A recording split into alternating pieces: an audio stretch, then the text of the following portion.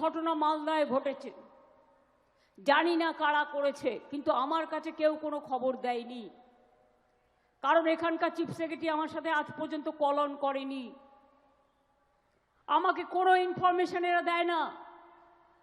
আমি রাতের বেলায় আমি একজন সাধারণ সাংবাদিকের কাছ থেকে জানতে পারলাম রাত্রির 12টার সময় যে জাজেদের ঘেরাও করে রেখেছে। আমি মনে করি মানুষের ক্ষোভ থাকতেই পারে।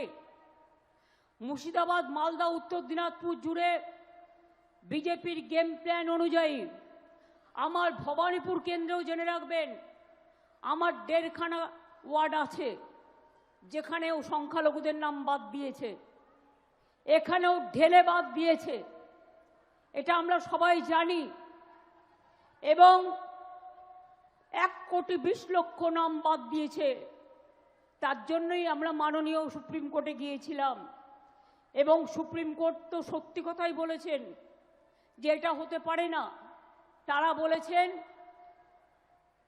যাদের 60 লাখ নাম লজিস্টিক্যাল ডিসক্রিপেন্সিতে অর্থাৎ অ্যাডজুডিকেশনে আছে, তাদেরটা আবার নতুন করে বিচার করতে হবে।